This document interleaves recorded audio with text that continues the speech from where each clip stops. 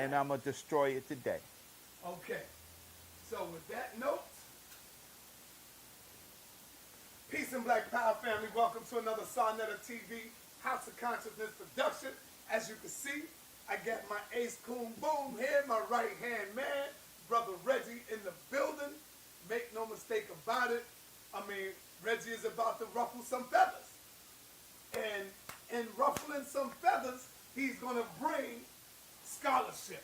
He's going to bring information that we all can use if we just take that hate out of our heart and put it in our pocket for a minute and let Reggie replace that hate with some love teaching.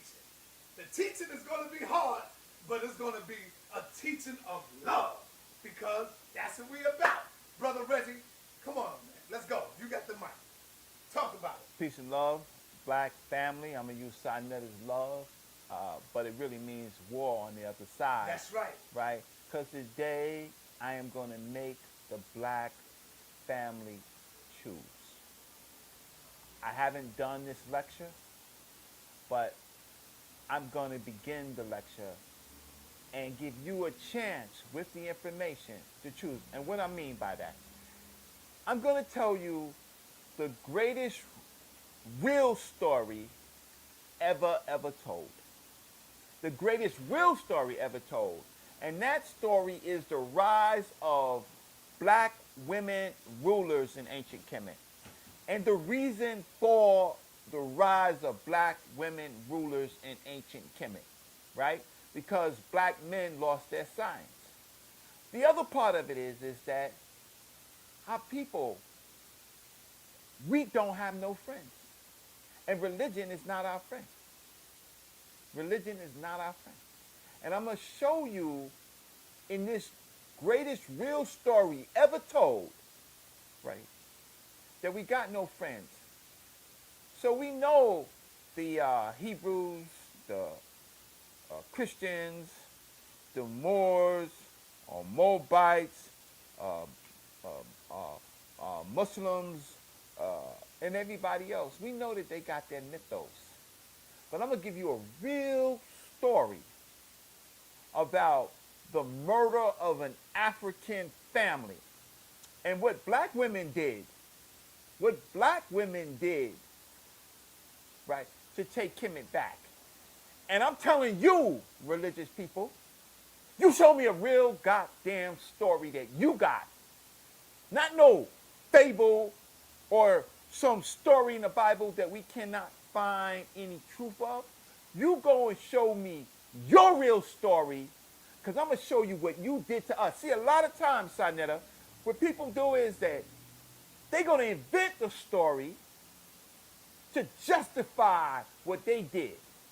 But the problem is that we never ever get a chance to show what they did to us. So I'm going to show you what they did to us. Uh-oh. Right?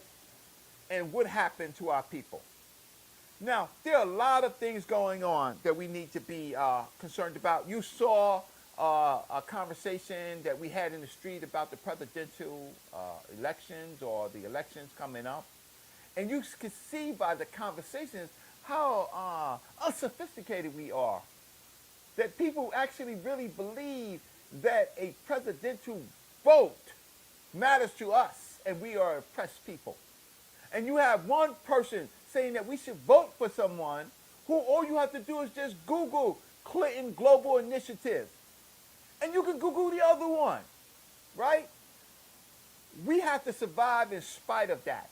And the way that we have to survive is through knowledge and information. So I'm going to turn the camera to my slideshow. And then we'll talk a little bit. But at the end of this debate, this conversation, you're going to have to choose. And I'm giving my people, meaning Nile Valley people, meaning the people of sa.neter. Sa.neter means the good land, the beautiful land. It means Africa, right? So we don't have to say Africa. We can say sa.neter. Sa.neter is something that's found in the meta-nature, right? There is no word for Asia, right? Any of those words, Asia was not a continent. It was not a continent. It was just a land, right?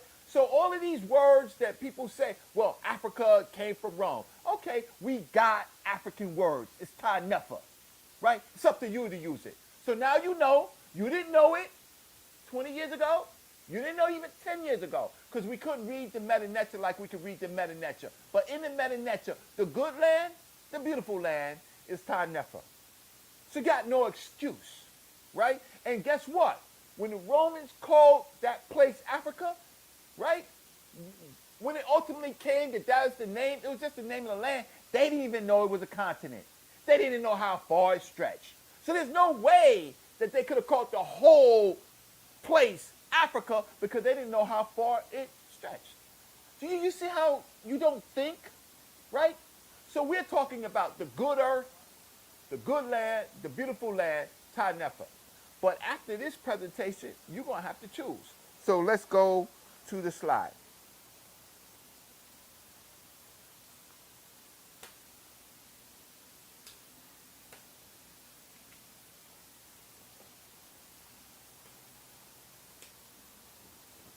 Oh. Come on, come on. Can you hear me? Can you hear me? Right. Can you hear me? Yeah, I hear you. All right, you hear me. All right, good.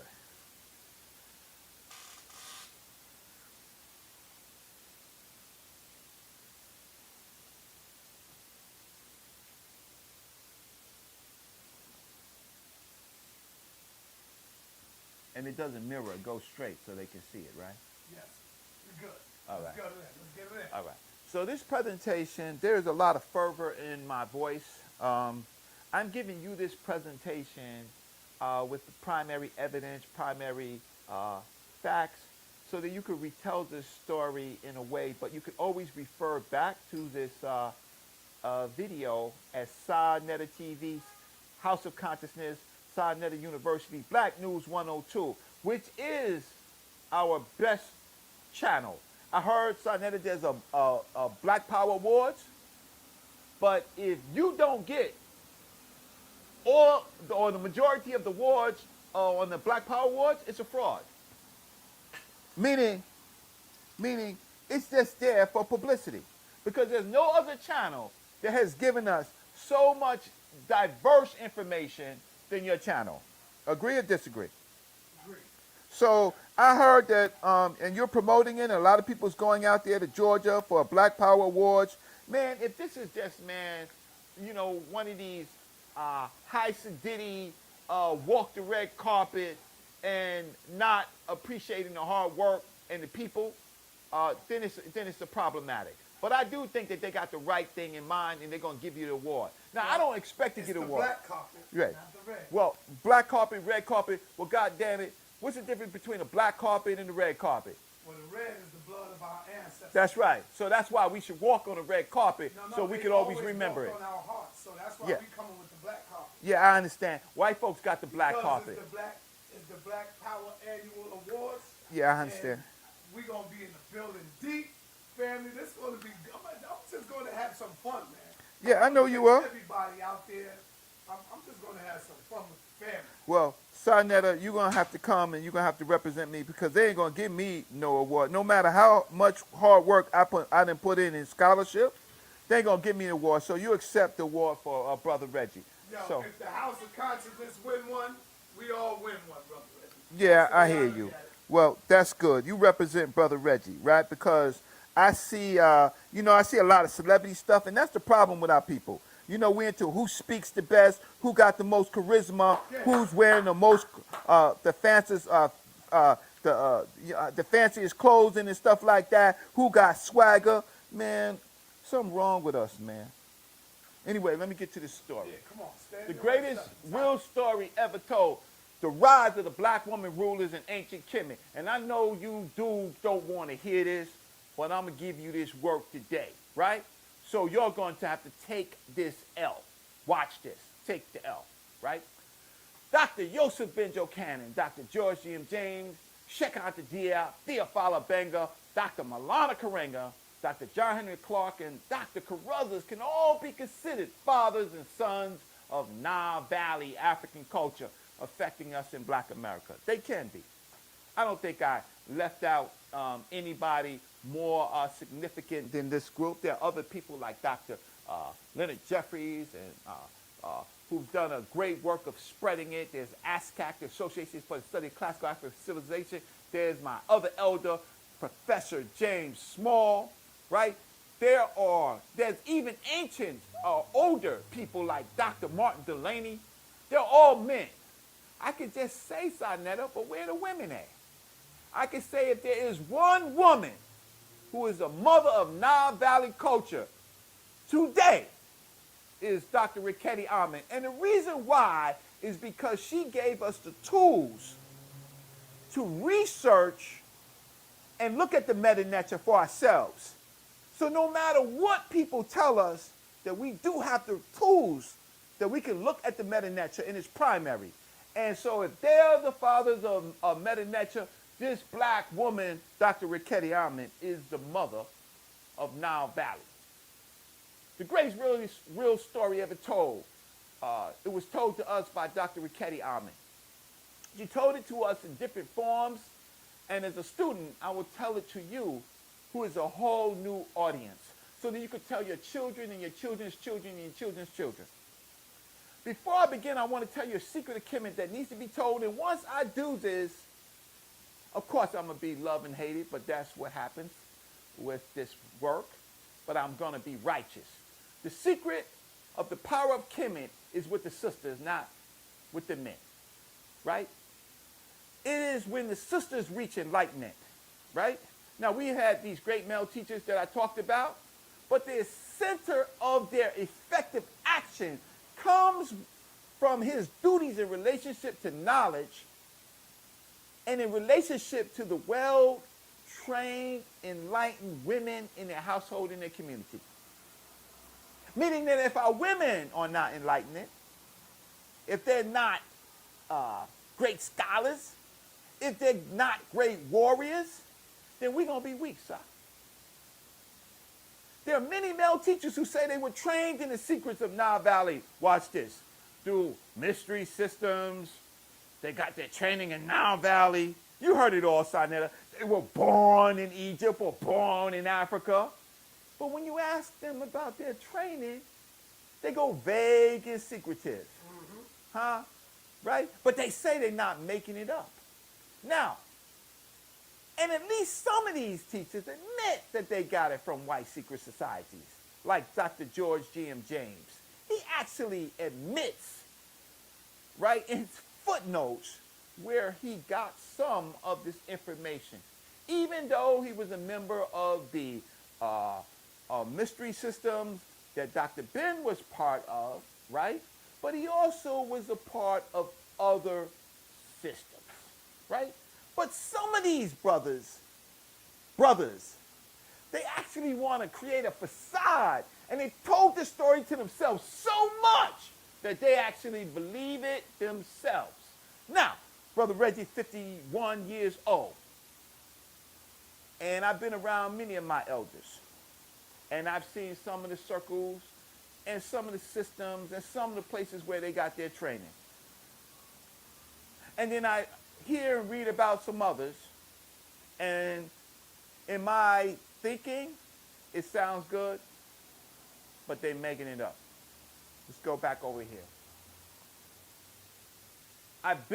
Lucky enough, I've been to Kemet, I've been to Aswan, I've seen the people that Dr. Ben worked with, I've seen the additional education that Dr. Yosef Ben got, and I could say maybe some of these other elders may have gotten some education. But how long did they stay? How long did they stay? Right? Now, yes, there are people who are trained and they come here to teach us, and then we learn from them. But the problem is with all of this is that it has become male-oriented. Now, I'm going to say facts, that the last temples to be closed were the Aset and Hathor cults. Those were systems of women. They were the last of the cults to be closed, and they were closed in places like Rome, Greece, and Britain. At this time, they were white. but they were still mystery systems, indigenous-based mystery systems, and they were closed, but they were female cults. Now, it's interesting why they would be female cults. Now, yes, and some of us, we get our information from the Congo, from the Ife, from the Dogon people, right?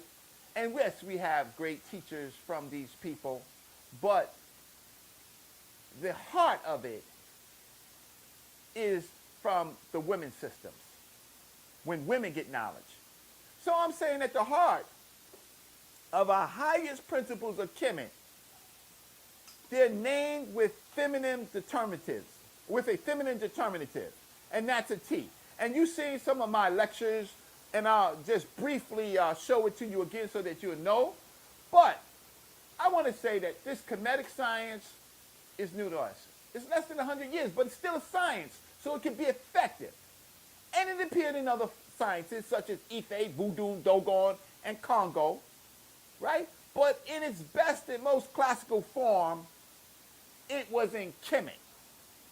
And we, of course, need new language skills to assess this information.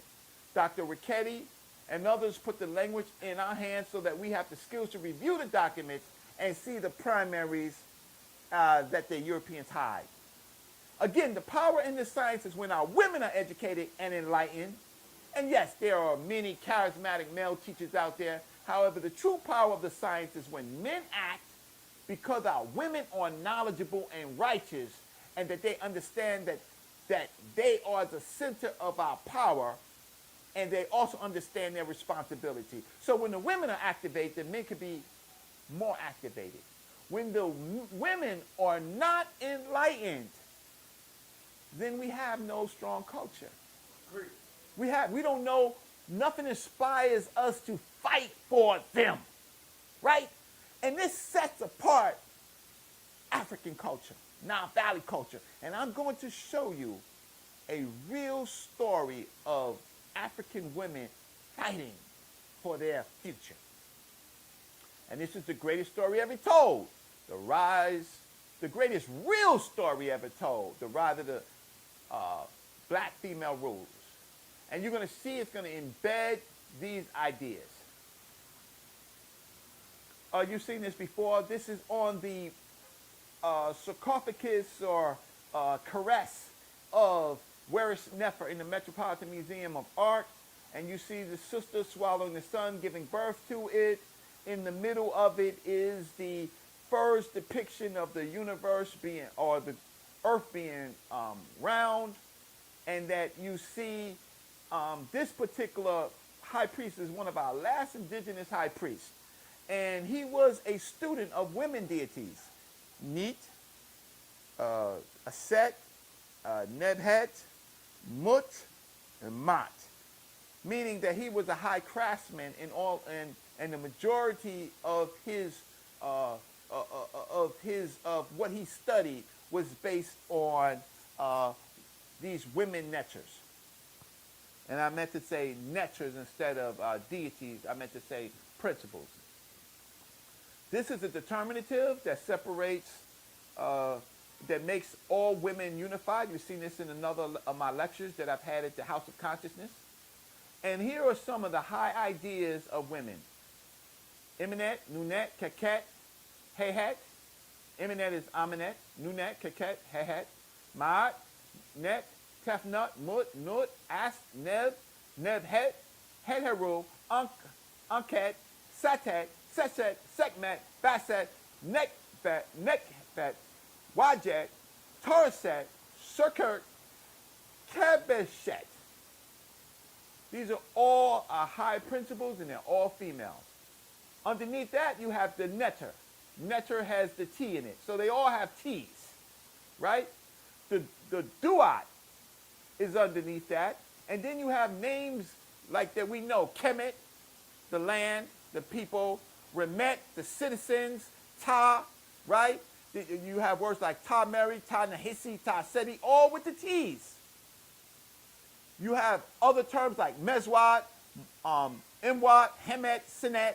All of our high principles start with a T. If we don't understand the power of our women, we are nothing. Even negative principles like effect has a T in it. So what I'm just showing you is how the ancient people of Kemet in their science classified this information. Even death has a T in it, met. So if you're looking for high principles, they all have the T quality. I do want to say, coming up, that Dr. Mod is going to be in the house soon, in a couple of weeks, and she is going to do a lecture that's going to complement this particular presentation. She's going to deal with the duality of male and female, like quantum physics, different spins, right? So quantum physics is based on spins. She's going to deal with the duality of cosmology, so we're excited about that. So let's continue, because I got to give you a background so you understand this story. So here again is the goddess Nut swallowing the sun, giving birth to the sun in the 12 hours of the day, because at the center of our universe is a female sister.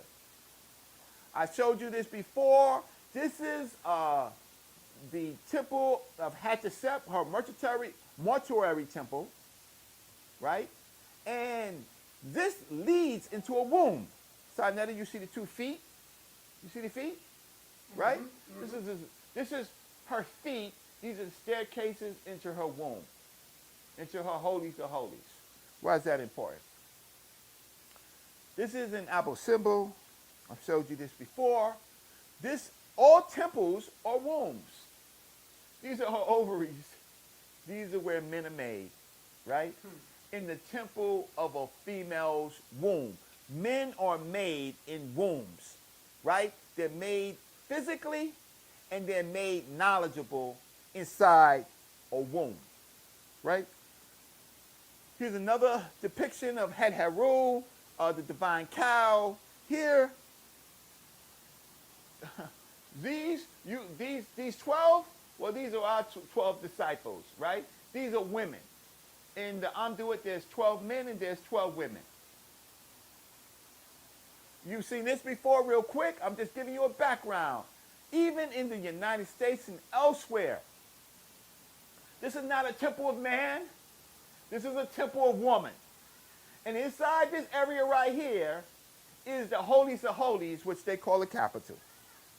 You see it all the time. You don't understand. They show you Swallow de Lupus says this is the temple of the man. It's not the temple of the man. It's the temple of woman. And here is her reproductive chamber. And this is where the reproductive chambers of capitals meet. Oh, here's the Vatican Square. It's not the Vatican Square. It's the Vatican Womb. And this is the same thing for the Catholic or Vatican Church. And there's a womb, and in the middle of the womb is the obelisk, right? Reproduction.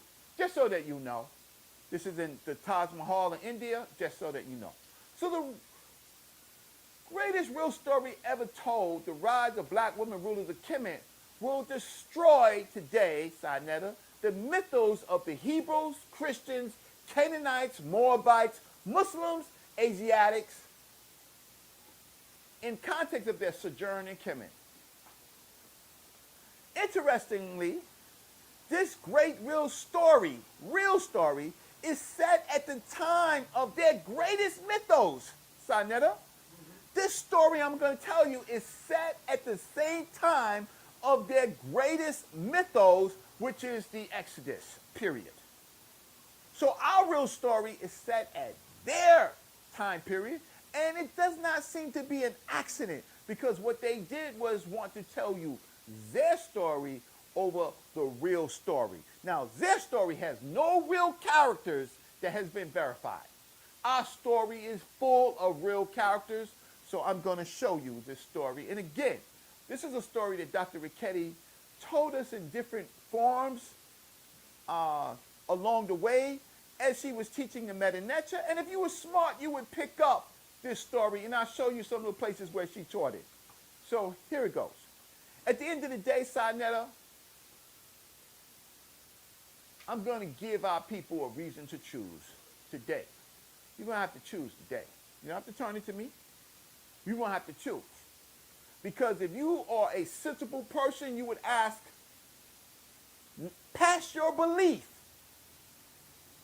did this brother and did the sa.neter University, sa.neter House, sa.neter TV, House of Consciousness, give me real facts that I can use to weigh whether I should believe a belief, a fable, a mythos, or real documentation. Now I'm going to tell you there's a lot of places, sa.neter, that teach.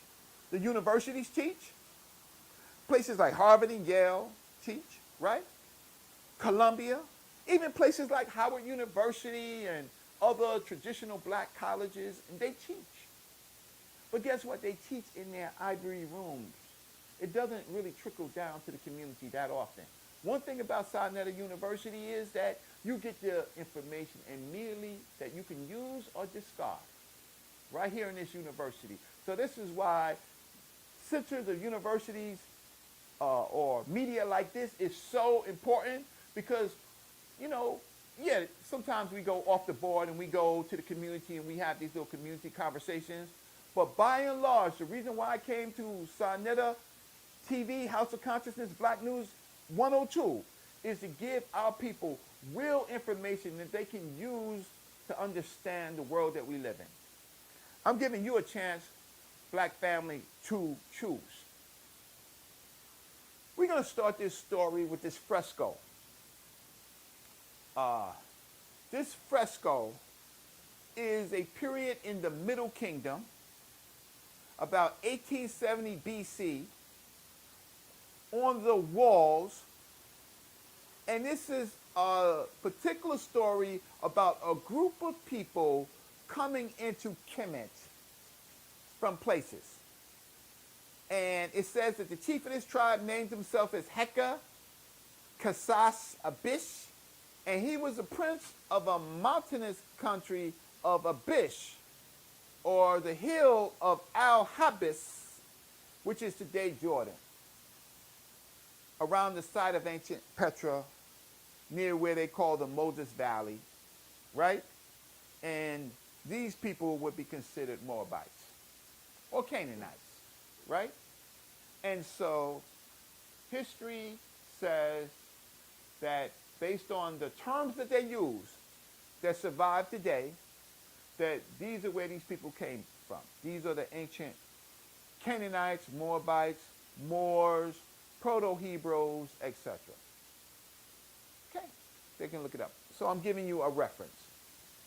Now, here's a picture of it actually on the temple walls. Because, you know, sometimes with a little artist brush, we can't show the differences between the people. So with it on the temple wall, it's not well preserved. You see African people look like African, and those people look like that.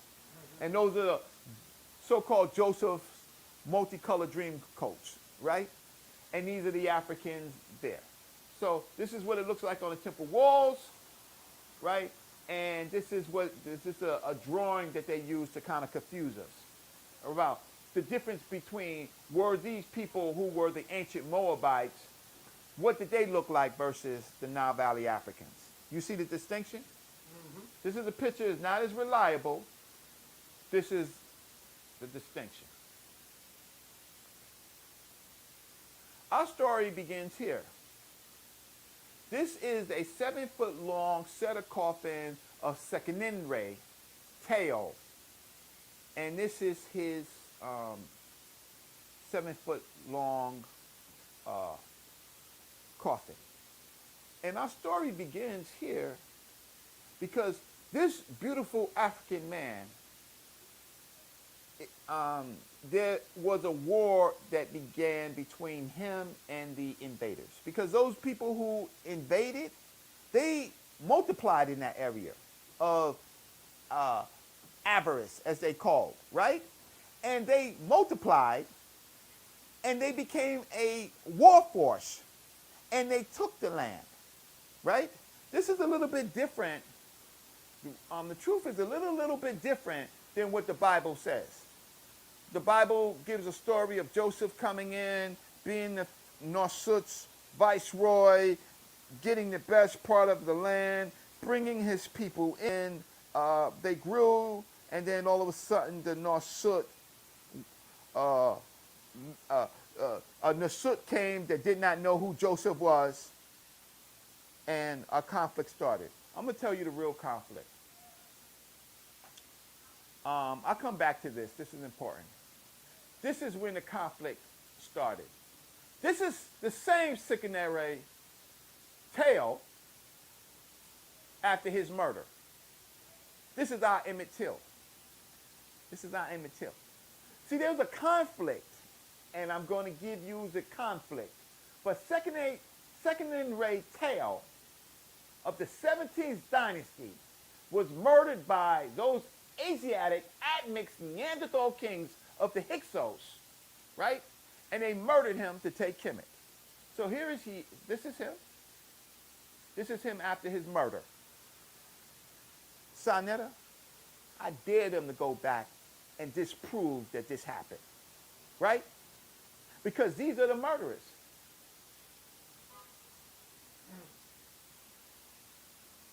You're going to have to choose today. You're going to have to choose. Now, the reason why I'm here is because Kemet would have been lost to the Asiatic rule if it had not been for black women and her family. You know, Dr. Ben says the black man in the Nile and his family. Kemet would have been lost in the 17th dynasty if it wasn't for the black woman and her family. How so, brother? Because the men had nothing to fight for. Again, if the women are not enlightened and empowered, right, there's nothing to fight for. They don't value their women. They go outside of their race and marry foreigners. They get confused about who to love and who to fight for. So we have situations in our community today. Isn't that right, sa.neter? We have people standing up there talking about nationality and talking about black power, but when you look into their bedrooms, it's the lightest things that they can have. And we know several of these dudes, when you look at their women, they do not look like the black women that they say. And so what happens again in comedic science is that you forget who to love. You begin to compromise because you got to take care of somebody else's nationality in your household. So you begin to devalue the black woman for something else, right? Real fucking talk, Reggie. And we know sa.neter is not up to brother Reggie, right? But we know several dudes whose women are light, bright, extra white, also have children, damn near white, and have children, watch this, that they take care of, sa.neter, that's not even their children, right? That comes from someone else. And so then you want to talk to me about nationality. And I'm saying that you're lost because of your religion and because your lack of love of the black woman. Now, does that mean that light-skinned black women are not our beautiful women? What it means is the black women, no matter what her complexion, has to have the mindset for her black people. So I'm not saying anything about how a black woman is born and her complexion.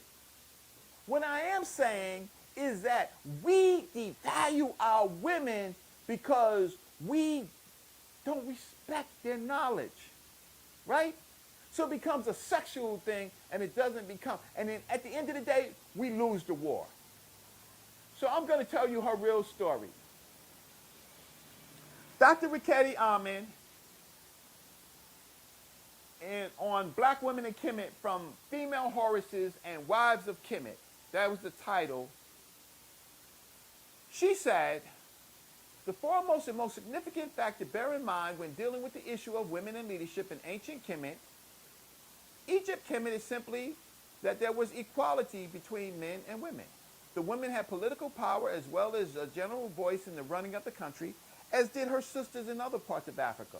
The woman had the opportunity to hold high office and was often very wealthy and prosperous. This was in contrast, this is Dr. Reggie talking, not Brother Reggie. This is in contrast to the situation of her counterpart, the woman of Near East and Asia. Dr. Riketti Alman is saying that the black woman's status and who she was in direct contrast to the woman, maybe even of color, who was in the Levant, who was in Iraq, who was in Iran, ancient Iraq, ancient Iran, right? Who called themselves other things. Now, at this particular time period, there is no Islam, right? There is no Christian faith.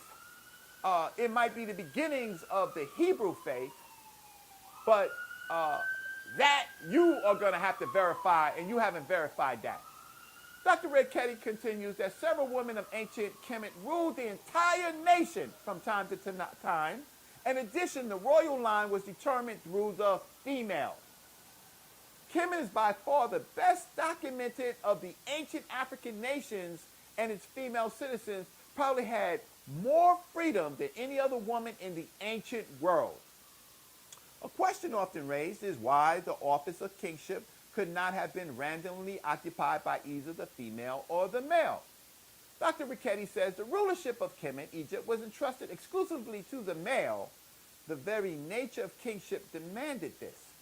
The Egyptian or Kemetic social order was conceived as a preordained portion of the cosmic order, meaning that men and women have their roles and responsibilities. When it's in normal situations, the man should rule, but the man should be inspired by his woman to rule, because that's why he's ruling. The minute that the Negro forgets why he is ruling, the country or the nation is doomed to fail.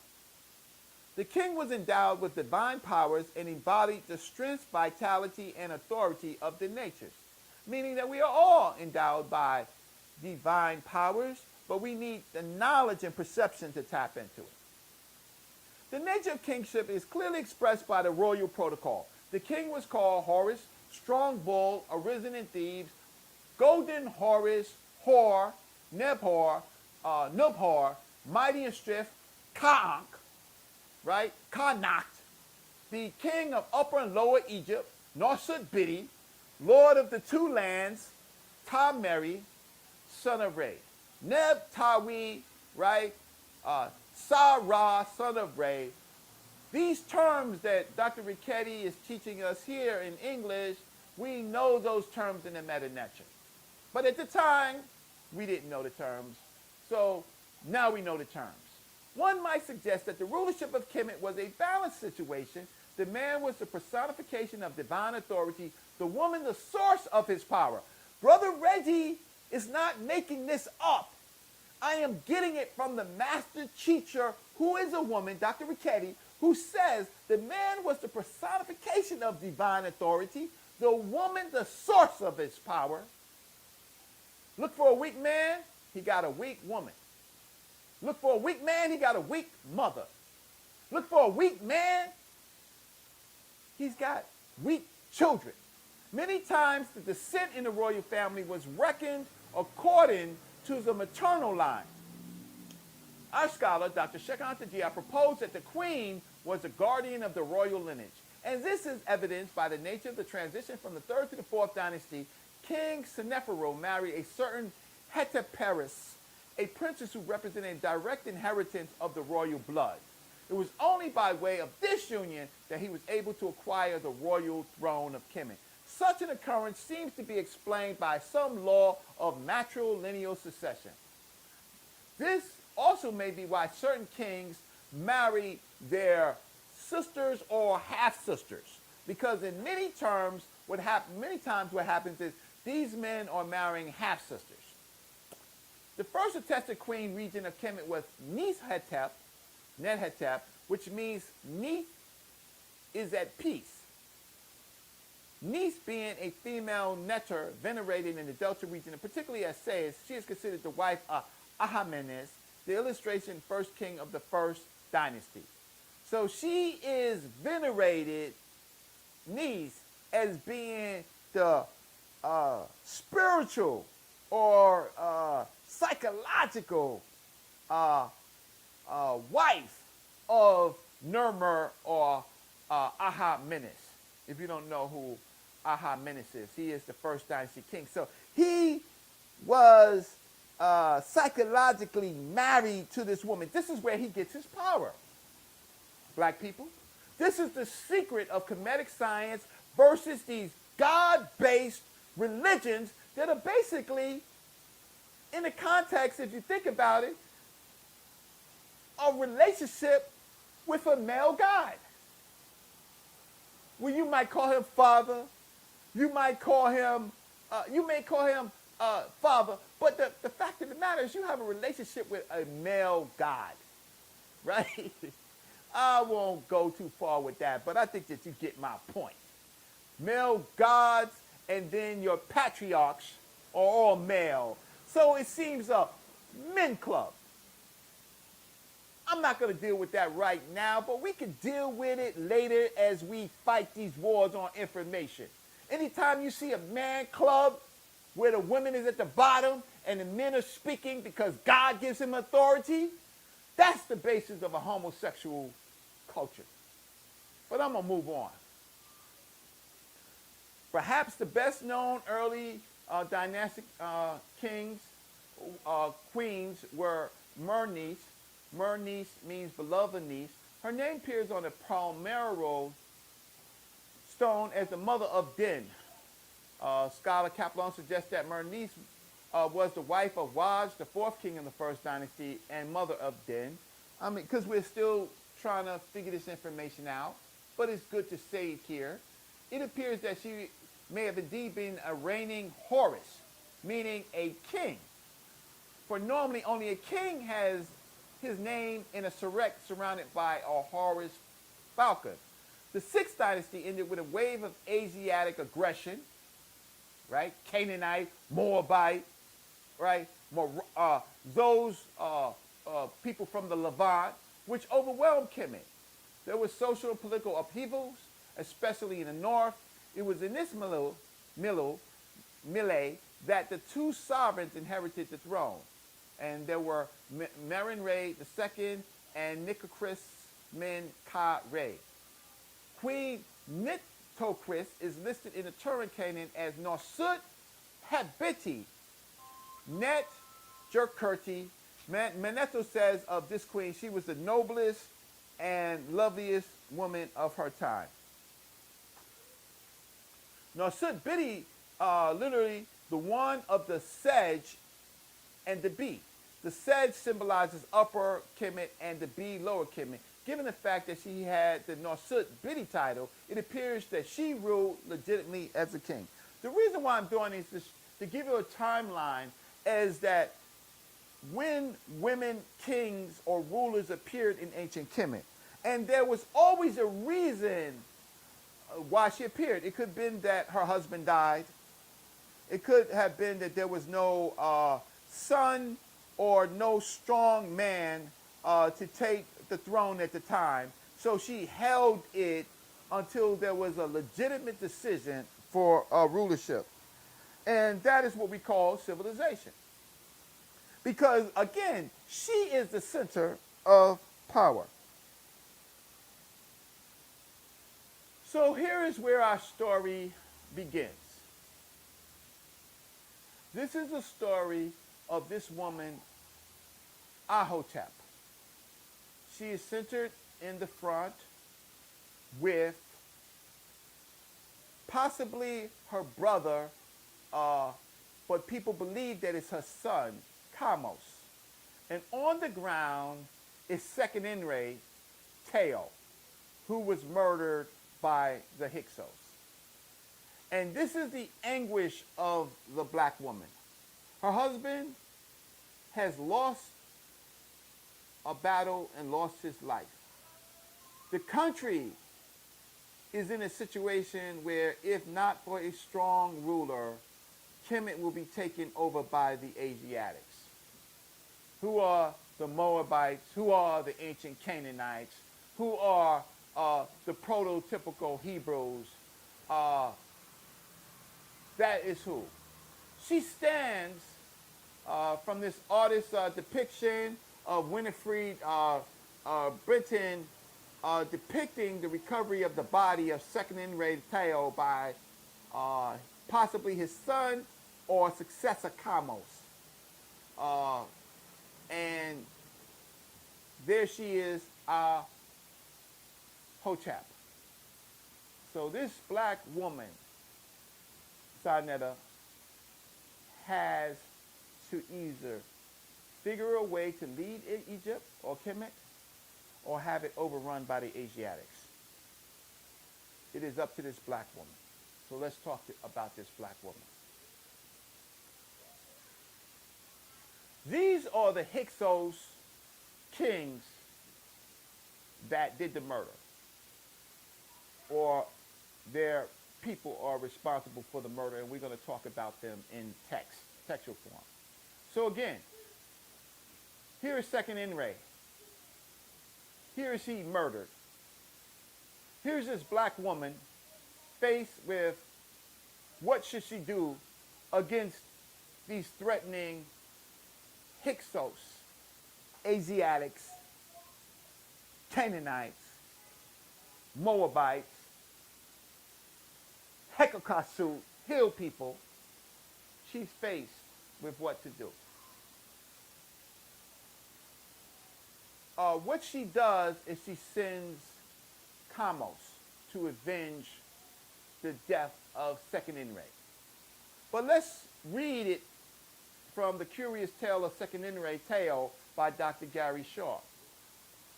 This article is originally published in Al-Rawi, Egypt's Heritage Review, issue 4, 2012, and it's going to give us academic way in which to look at the what happened in Kemet at this particular period. 1700 BC, Egypt's great Middle Kingdom, a time of artistic creativity and strong centralized power in a state of collapse. For much of the 13th dynasty tenure, Kemet's kings continued to rule from Itije Tawi, a now lost royal city located somewhere just north of the Fayum oasis. But as time progressed, cracks began to spider across the state's fragile facade, its unity weakening fiction of pressurized cohesion, ultimately smashed by the power of the hungry machinations of provincial leaders into fragments of small independent kingdoms. Something was happening where Kemet was initially ruled, and it was a pressure cooker of foreign rulers and other problems. One of the first states to separate centers of the city of Avaris, modern Tel El Daba, in the northeast Delta, it declared itself independent upon a ruler named Nehesi, about whom little is known, but Nehesi now is a Nubian name, right? So it seems that a Nubian trader and some of the problems. Now he is succeeded by a series of ephemeral rulers, men known to us only through their names on tiny fiat scarabs. From reading those names, many appear to have been of Asiatic descent rather than native people of Kemet. No doubt the sons of the Syro-Palestinian traders and prisoners of war who settled in the northeast Delta during the Middle Kingdom. So we have a trader named Nehesi, who it seems to be a strong man, and then ultimately either he is taken out or he makes an alliance with the so-called Syro-Palestinian traders, prisoners of war of ancient Kemet, Asiatics, Moabites, etc., whoever you want to call them, right? And they begin to settle in the northeastern Delta during the Middle Kingdom. And I'm saying to any of you so-called scholars who are on the Asiatic side, you bring me information otherwise. You bring me primary sources. Declaring themselves independent of the crown, these kings of Avaris cut off the 13th dynasty Norsuch from their lucrative trade with Palestine and beyond. Even worse, the weakening of the royal power leads to the loss of Kemet's control of Nubia and the gold that lies in the desert. Facing threats across the Delta, the royal court flees to relative safety of Thebes, only to watch powerless as their country continues to fracture, 1650 BC, we start again. The royal family has abandoned Itatawi, leaving its people in the hands of the northern pretenders, and a plague strikes avarice. The corpses of its citizens thrown together to rot in mass. We on. Yeah, In real we life. on. The royal family abandoned Itatawi, leaving its people in the hands of northern pretenders, and a plague strikes avarice. Not a biblical plague, brother. A real plague, a scientific plague, strikes avarice, which causes more problems in the region. So it seems like the Bible is embellished because at this time we actually have a real plague. And Brother Reggie is going to tell you what that plague is. So the corpses of its citizens thrown together to rot in mass. The specter of death makes no distinction between social classes. So guess what? In this plague, sa.neter, in this real life plague, the firstborn of many peoples died. You see the correlation between the Bible and this real story? But this is a real black story. And what you're telling us is a story that is only in the words of the book. But we do know that a real plague happened, and it took the lives of both Nile Valley Africans and Asiatics. So, his cold hands, meaning the plague, touched avarice ruling elite too, leaving an even greater power vacuum in the north. This provides the perfect opportunity for a new group of Asiatics to cross the Sinai and occupy the city. To history, these invaders become known as the Hyksos, a corruption of the Egyptian or Kemetic Hekakasut, the rulers of foreign land. Armed with superior weapons from avarice, they swiftly expand their sphere of influence across the Delta and down the Nile Valley, gaining allegiance of local Egyptian or Kemetic rulers as they march. sa.neter, a plague occurs, and another group called the Hyksos takes the opportunity to move in, right, and then capture the power vacuum. At first, the Hyksos advance beyond Abydos in Middle Kingdom and down into Thebes. There they resist resistance from the heirs of the 13th dynasty king Matu Hotep, right? And Matu Hotep says that he drove back all foreign lands and rescued Thebes in the 13th dynasty, while King Ikher-Nofret, an obscure ruler normally absent from the later kings list, makes similar claims relating how he caused Thebes to be protected when it had been immersed, and that he protected it from foreign lands. These kings paint a picture of constant warfare, of desperately defending their city from violent forces and periods of famine. Eventually, Hyksos and the Thebians reach a compromise, agreeing to establish their border at Qusay in Middle Kemet, modern El Kiyisa. For a few decades, peace dominates this until sa.neter ascends to the throne. Give me one quick second and I have to get something to drink. So, we have this period past Amenemhet, Sinwar Set, and we have this whole period in the Middle Kingdom where there are probably about 70 or so kings claiming Kemet. So many to list. And as they say, for a few decades, peace dominates until sa.neter ascends to the throne. And then now we have war breaking out. So let's get to this. Okay.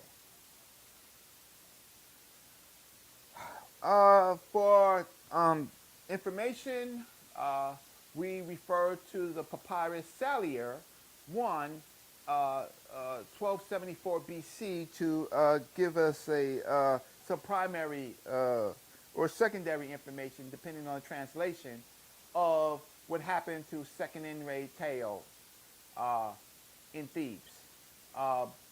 And some of the other characters are Apophis or Pepi or Assur-Ray in this particular period, 1600 to 1560 BC.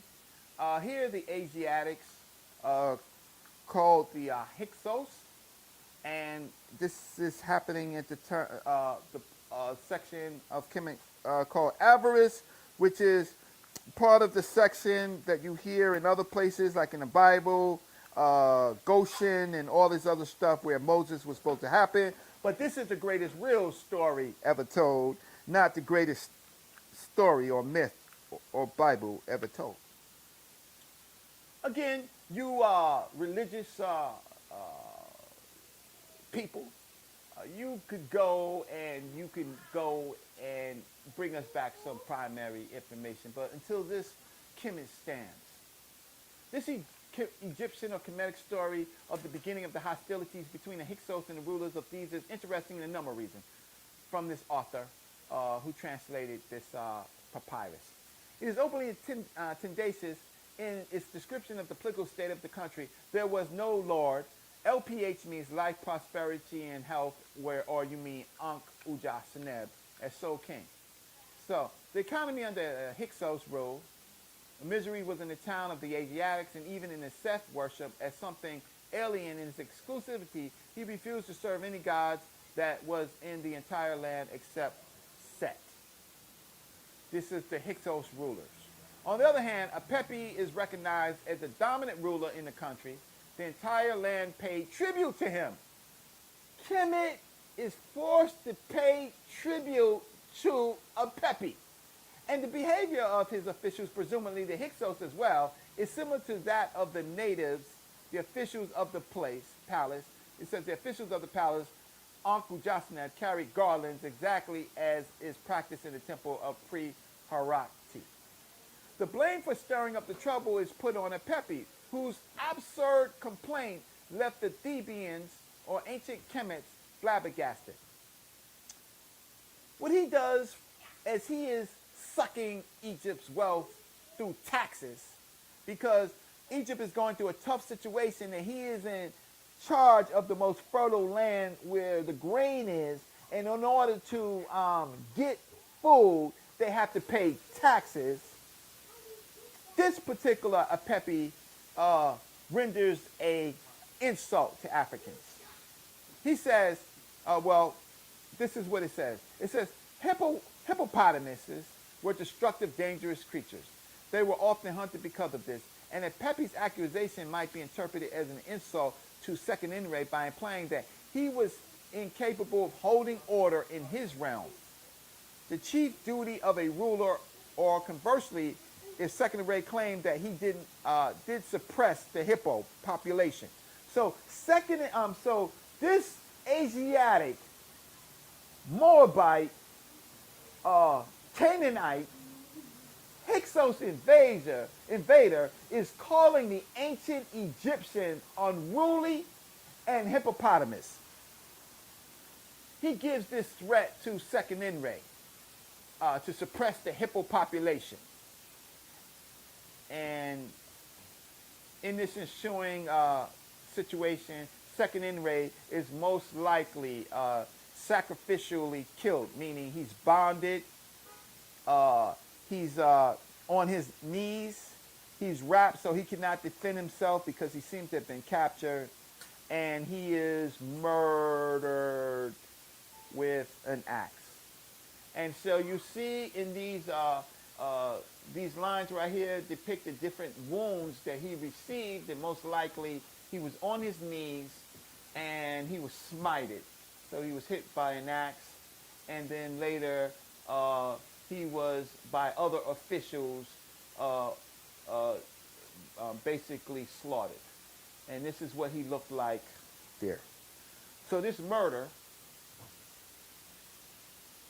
begins a war, and this black woman and this black man, her brother or her son, is left to decide what happens to Kemet. These are the people that they will fight. So, let's read. Here's the tale. Okay, so let's see if I could. All right, so this pretty much tells of the story. Ultimately, it says, now after many days following, King Apopis then sent to the prince of the southern city, that's the Africans, with the complaint that his scribes and wise men had concocted for him.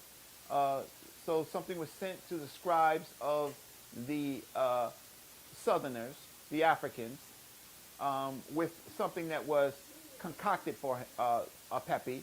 And when the messenger of King Papis reached the prince of the southern city, he was then taken into the presence of the prince of the southern city, who is second in rank.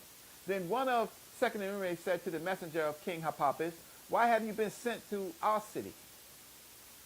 Wherefore have you come journeying here? Why are you here?"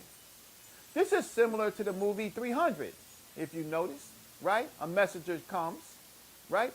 The messenger then told him, "It is King Apophis who has sent me to you in order to say, let there be a withdrawal from the canal which lies at the east of the city, because they don't let sleep come to me, either in the daytime or the night, for the noise of them in his citizens' ears." He is basically saying that the Nile Valley Africans are carrying on and they need to be pushed back because he can't sleep with their presence there. This is what he tells the Nile Valley Africans, who he is extracting taxes from. I am telling you, you Asiatics, if you have, and you religious people, if you have anything outside of the Bible that could contest this story, you let us know.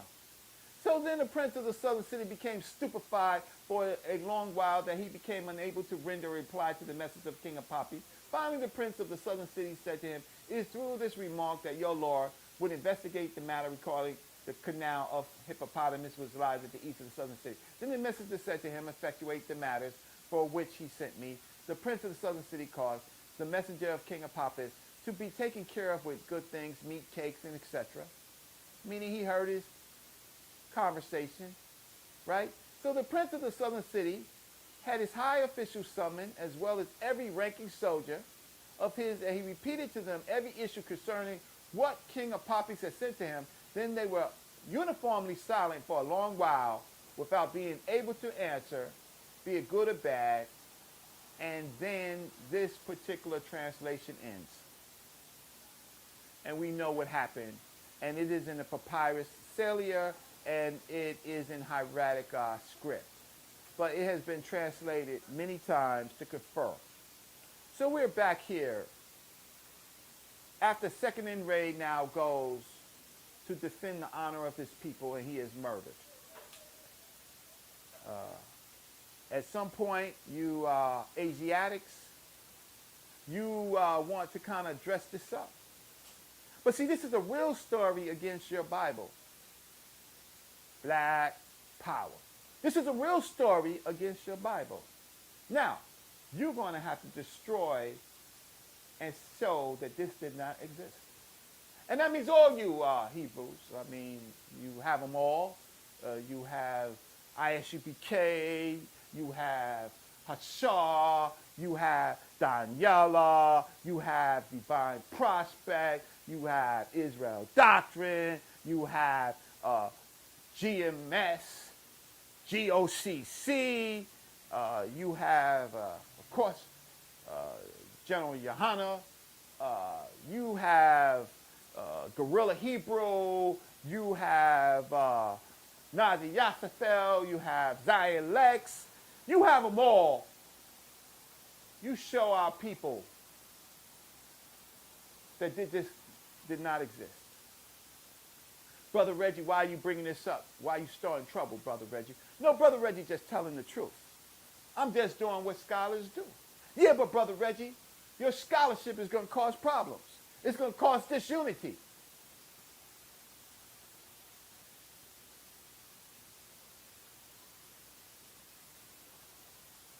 Well, God damn it, this is just disunity.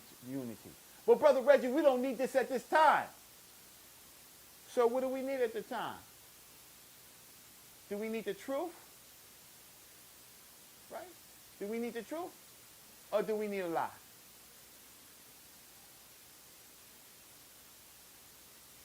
So here's a Hyksos block from relief depicting the battle. You can find this at the Met Museum. I'm going to ask you Nile Valley Africans, and I'm going to ask you others. Does this look like black Hebrews?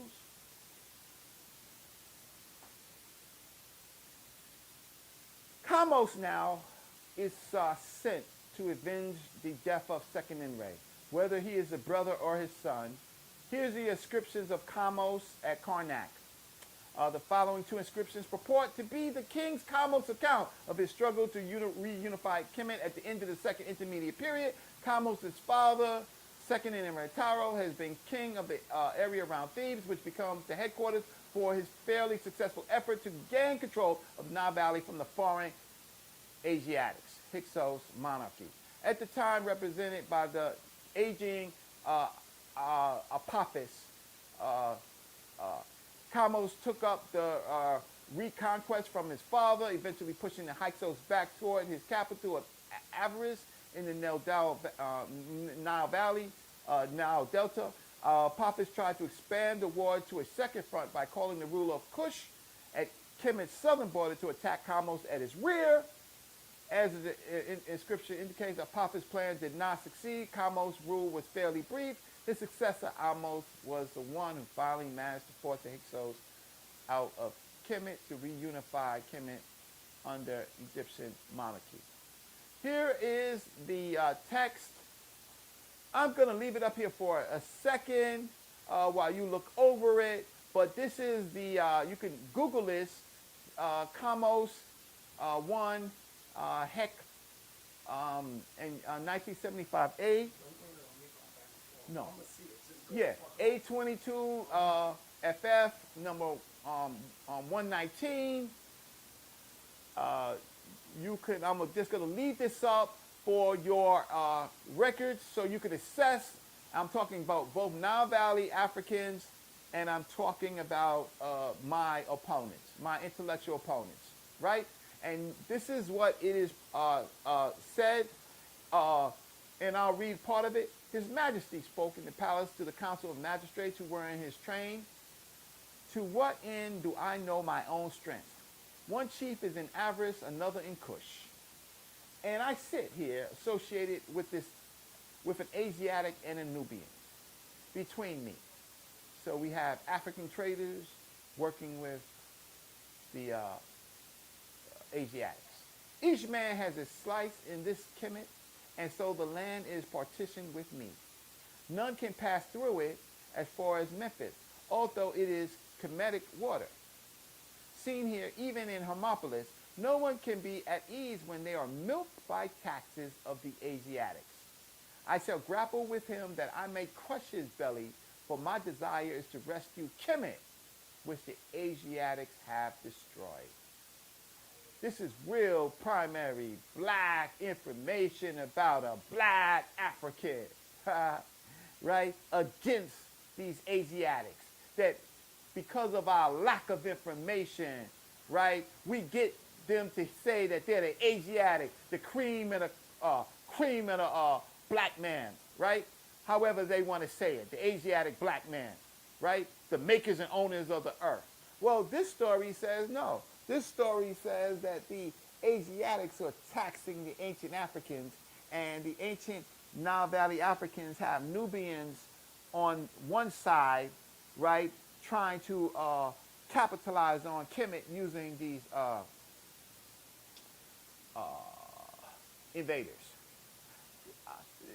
And then he says, we are doing all right with our part of Kemet. Elephantine is strong, and the interior is what with us as far as Ka. Their free land is cultivated for us, and our cattle graze in the delta fens, while corn is sent for our pigs. Our cattle have not been seized and have not been tasted. He has the land of the Asiatics. We have Kemet. Only when comes one with acts against us should we act against him, but they troubled his majesty's heart.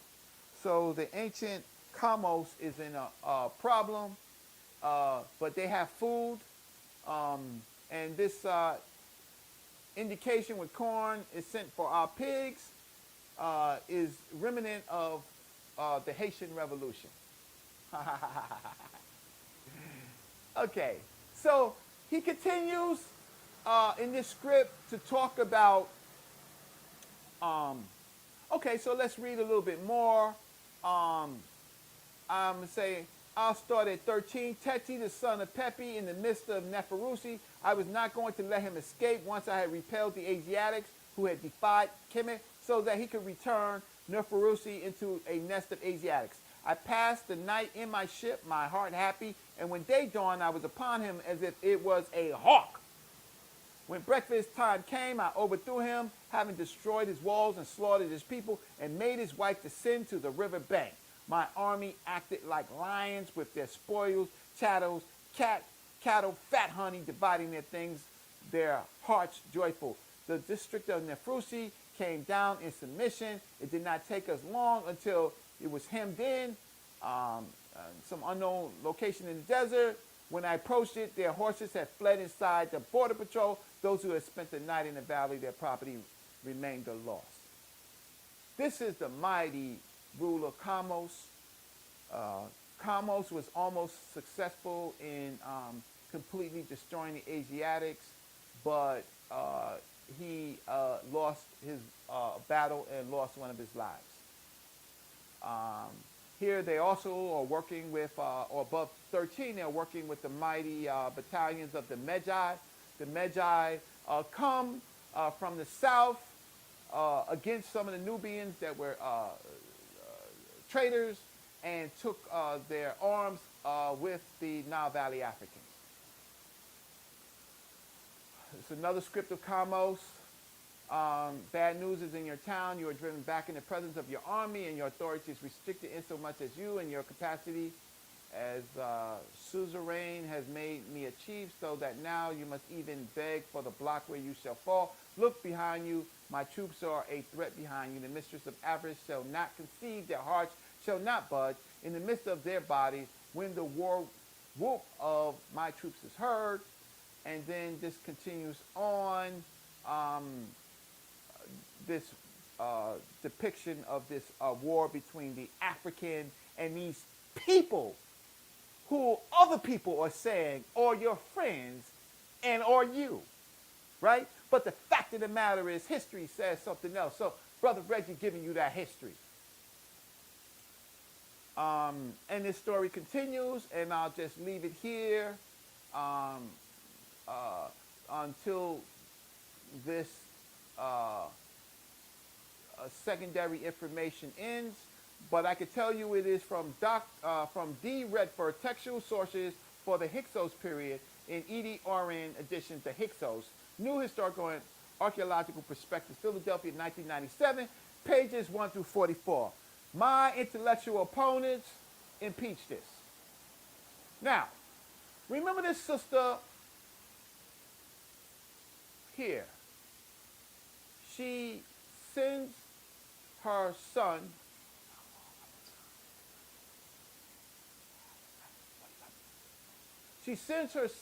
Kamos, or brother Kamos, to avenge second inroad. And let's talk about this black woman, Ahotep. Here it is right here, since you are learning to read Meta-Neter. This is It's like the crescent moon. Oh, Islam, huh? Yeah. Well, this is the crescent moon before Islam, and this is Hotep. This is T and a P, and this is Hotep, and this is Ahotep. I'm going to continue from the lesson of Dr. Riketi Amen. Ahotep by Dr. Riketi Amen. Ahotep was the daughter of second Enrei Tawo and Queen Tashiri. Little is known of the interregnum where she was regent, except for that after her husband's death, she kept up the revolutionary struggle against the Hyksos. In the 18th dynasty, inscription appears the following. King's wife, the noble lady who knew everything, assembled Kemet. She looked after what her sovereign had established. She guarded it. She assembled her fugitives. She brought together her deserters. She pacified upper Kemet. She subdued her rebels. The king's wife, Ahotep, given life. Now, lots of times we get these inscriptions, but our teacher, Dr. Riketi and Dr. Ben, told us, when it's possible, go get the primaries. So, from CG 34,001, 24 to 16, there is the transliterations, and on the right side is the actual translation. But you can read, if you could read the meta-neter, you will see Imi Hinewu in Nebet Ta. Give praise to the lady of the land. What I did was I sized it up together. Hinewat is mistress or sister. Idbua Hawa Nebet Nebwat, right? So if she is the mistress of the of this area. Kat, Rin, Hair, Haset, Nebet. She counsels with the multitude. And then it gives her her titles. Irishet Asat, Hemet Nosu, wife of the king, Senet Iti, Sat Nasu, Mawut Nosu, Sepset Rahat Ket. So it talks about who she is. She is the king's wife, the sovereign sister, king's daughter, king's mother, and you can get through with it. The fact and the reason why I'm just showing you this is because sometimes we see this, which is where we write just to make the point, but to be complete, like my job as a student of a teacher, because these are all her words in the context, is to go and get the meta-neter to prove if there's any situation that they say my teacher, where did she get this from? She got it from here. Now, for some of you who want to see the meta-neter, it is here in the meta-neter. So Ahotep, this woman continues the revolution. She loses her husband. Her brother, her son is sent to war and he dies. And she does something incredible. Now, I do want to say to your mythoses, because you Hebrews, Christians got a lot of mythos, you can look at this this work. Ancient Egypt cities leveled by massive volcano lava suggest. So in this particular time period of 1500 BC, there was a massive volcanic eruption that could be considered a plague, right, that damaged the north part of Kemet. No Bible, just facts. And it sent a blizzard of ash to Egypt from Santorini, located 700 miles. This was probably another reason why the area was weakened, right? And there was a very significant find of ash in this region. So not God, not Yahweh, not Yahweh Shah, not any of those, but a simple volcanic eruption caused one of the so-called issues or so-called plagues that you could find in the Bible. Got you. Next. The Tempest Stellar of Amos, the first. He's not only fighting the Hyksos, he's fighting weather. He says the gods expressed their discontent. The gods made the sky come with a tempest of rain. It caused darkness in the western region. The sky was unleashed without more than a roar of the crowd was powerful on the mountains. More of the turbulence to the cataracts, which is Elephantine. Each house, each shelter that it was reached were floating in the water like banks of papyrus outside. Then his majesty said, how these events surpass the power of the great God and the wills of the divinities. And his majesty descended in his boat, his council following. The people were at the east and the west silent, for they had no more clothes on them. My whole point of it is, black family, man, this is primary evidence from the the Tempest Stellar of Amos, of an issue that was happening in Kemet that could be plagiarized into the Bible. It said it was then His Majesty was informed that the funerary concession had been invaded by the water. Then the sepulchral chambers had been damaged, that the structures of funerary enclosures had been undermined, that the pyramids had collapsed. All that existed had been annihilated.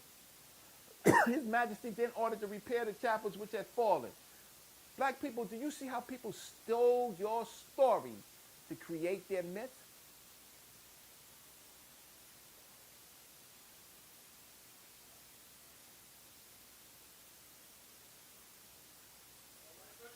Yeah. Almost. And the real plagues did an epidemic of tularemia in ancient Egypt affect the course of world history. At the same time period, around average 1715, there was a plague that killed man, women, and child, firstborns, and etc. from both the people of Avaris and from the people of Kemet. And guess what it was from? Guess what it was from? It was a sheep plague, as sheep bacteria jumps from sheep to men. And it happened in Egypt's main harbor, Avaris, in 1715. Here's your plagues. I'm giving you your plagues. See, this is Nile Valley African research when we got to do warfare. I'm doing intellectual warfare. Here's your, and you can look it up.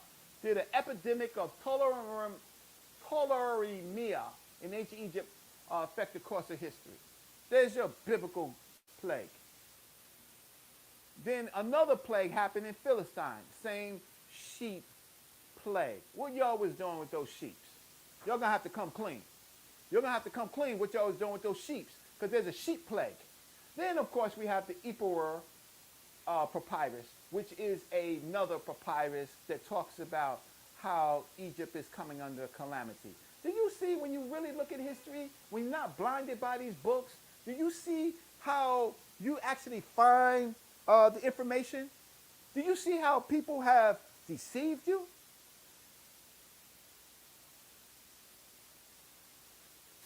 So I'm giving you the Centauri eruption. I'm giving you the Tempest Stella of Amos.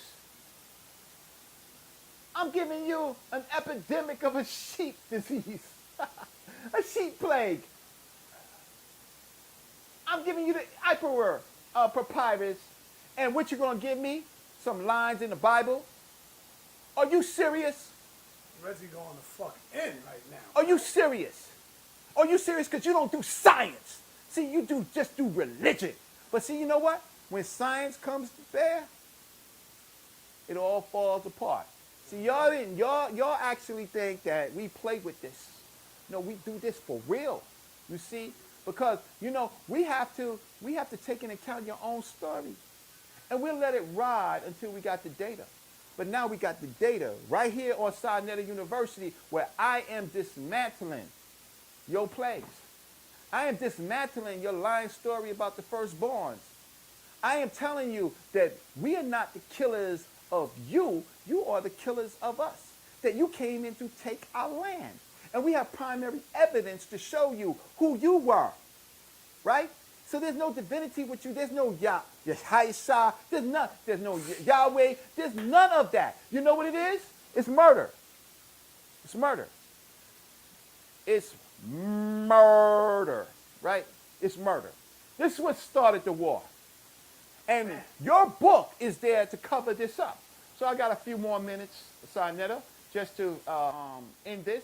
Go ahead, go in. So Amos now, Ahotep, the woman, the sister Ahotep that I was talking about, I'll give you one more picture of her. Ahotep, right?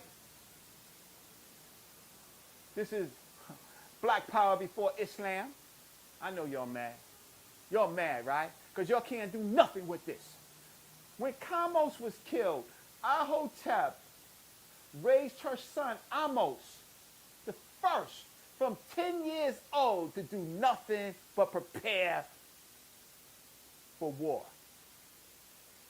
When Amos reigned from 1615 to 1525, became king. Egypt was in crisis. It was occupied by the north and threatening the south. It was a shadow of his former self. But by the time he died, Amos had liberated his country from you and started the new Kemetic Empire. Egypt, once a powerful kingdom, was sandwiched between the two enemies when Amos was born. In the north of the land of the pyramids were occupied by the Hyksos, you Asiatics, whose king had declared himself Pharaoh, an imposter. To the south, Egypt was threatened by the warlike Nubians. This was the first time that Egypt land had ever been under foreign rule. As a result, the civilization that already existed 1,500 years was threatening with extinction. It would have ended in extinction if it wasn't for Ahotep now raising her son. She had already lost her husband. She lost her son or her brother Kamos. This black woman, she sacrificed her son Amos. She trained this brother to go in there. At the time, Amos' elder brother Kamos, had become king following the death of their father, second-in-range Tawel. The Hyksos had brutally killed second-in-range Tawel, which I showed you along with his entire army. Kamos was keen to avenge the father's death and reunite Kemet. To have foreign occupiers on the land was a humiliation that they could not bear. Although many Egyptians did not want to fight, war became inevitable after Kamos' men were intercepted a message from the Hyksos to the Nubians, inviting them to join forces and conquer what was left of Egypt. Egypt is under attack again by both the north, the Hyksos, and some traitorous Nubians. And this family has to bear that. And this is what drives them. This woman's love of her man that ended up like that. She ended up having to sacrifice her son, train him. Only 10 years old, Amos watched Kamos lead the Egyptian army north against the Hyksos. They captured the first Hyksos town, then they encountered and headed down to the Hyksos capital, Avaris. But when they were about to push the Hyksos out of Kemet, Kamos died, leaving the Hyksos in northern Egypt. The boy king, Amos. This is who Shaka Amos is named after. The boy king. Following Kamos' death, Amos became Nasut, but he was still a boy. His mother, Ahotep, ruled as regent and educated her son in the future duties. 10 years later, Amos was ready to take on the Hyksos at age 20 to avenge the death of his father and his brother. He marched on Avaris, defeated the Hyksos, and liberated Kemet from the foreign occupation. This black woman did what she had to do to raise a soldier, to get these intruders, and now these to take back our African history from people who think that we do not know what our history is, right? These imposters with their imposter religions, right? So it was Ahotep that set the stage for us to do what we have to do because they left a record. When he got back home to Thebes, Amos was a hero and was worshipped as a god. But running the Hyksos out of Egypt was just the beginning. Amos wanted to build a more powerful Kemet. So Amos not only liberated Kemet from these Asiatics who people love today because we don't know, right? Amos, Ahotep, she set the stage for our future. Ahotep the first, I'm talking about the sister in the golden fly. A great stela from Karnak commemorates Queen Ahotep's participation in the war of liberation during the Hyksos period. The ceremonial artifacts found in the tomb reflect the political and military role. She was rewarded with the golden fly of valor for her bravery and her struggle. From the beginning of the 18th dynasty, gold rewards were in several forms, bracelets, necklaces, as the Order of the Golden Collar. That's what she was a part of. Flies as the golden fly of valor, or the Order of the Golden Fly, and ceremonial warlike artifacts such as daggers, axes, amulets, headdresses, barks, and lions, right? So we could go on, you could read this at researchgate.net publication. This woman, when her son won the war, he came back to honor his mother for what she did for him in training him as a warrior, giving him sustenance, right? And giving him the strength at 20 years old and take it back from you foul Asiatics. This is what she received. There's her battle axes, her bracelets, her daggers. This is Ahotep. If it wasn't for this black woman, her flies of valor, if it wasn't for Ahotep, Kemet would have been lost. This is the rise of black women rulers. There's the battle axes presented to Ahotep by the Sarah Amos. And you can see the name right there, Amos over here, Nepet, right? Nefer-neter, Sarah. You can see Hay right here. You can see him smiting the foul Asiatics. You can see over here where it says Mary Mental, dedicated to mental. And I wish it was clearer. I won't go over this, but these are what are inside her tomb. This is what it looked like. And you can read this. This is a fictional writer. And this is her daughter who continues, Amos Nefertari. Amos Nefertari, she continues what her family did as the son of Amos, and she continues it. She gives birth to Amenhotep the first, and here is Amenhotep, right? And she is sitting. Here she is. This is Amos Nefertari, and she is sitting with her son Amenhotep.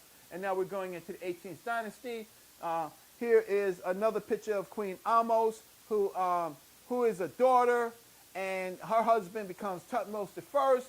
So I'm showing you black women rulers of Kemet and what they did. Now this is a great picture. This is in Amos Merit Amun, and this is a whole collection. You can look this up, of a whole black family, both male and female, duality, fighting for Kemet against the vile Asiatics. This Hatshepsut, who would be a great granddaughter, and here is Hatshepsut going to punt. And here, this picture has been lost and stolen, but here's the punt people as Nile Valley Africans, right? Dr. Riketi Alman, I am a finished sa.neter, so I'm just in time. Yeah, just go ahead, keep going. So we owe Ready, 'cause I gotta make a move. we owe this lesson to Dr. Riketi Alman. Again, if there is a mother of Nile Valley culture, it's Dr. Riketi Alman. She spent some time in West Africa working with Sheikh Anta Diop, converting French to English. For us, she's a member of the Association for the Study of Classical African Civilization. This information can be found on Ujah's website.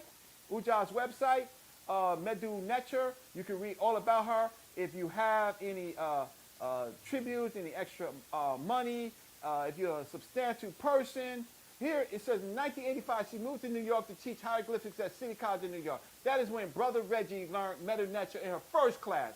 While in New York, Riketi established ASCAC study groups.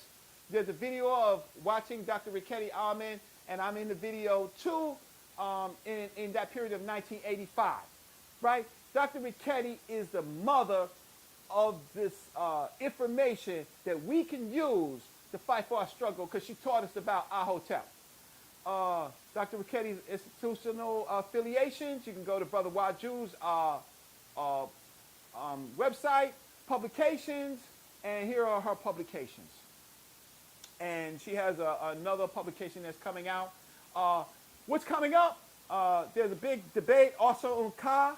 Asan Ka is having a debate on August 5th, Bible versus Egyptology, right? That's going to be a great debate. What else is coming up? Great Nate, our brother Great Nate, who's our scientist. He's got his eyes set on a number of people. Sa.neter, what do you think about Great Nate versus KT the arts degree? What do you great? You know Great Nate. You know, yeah, yeah. What do you think? What do you think? What do you think? What do you think about the science? Right? You can't go up Who against can Great Nate go up? Great Nate can't go up against no KT. Great Nate is a scientist. We all family though. Well, let's that's all House of Consciousness. We all family. Well, family sometimes have a conversation. Okay, so I'm going to end with these are great women getting the Parrot Hamaru. Here's the Parrot Hamaru. If you can read it right here, right here. These are women receiving salvation. So Black Family sa.neter got to make some moves.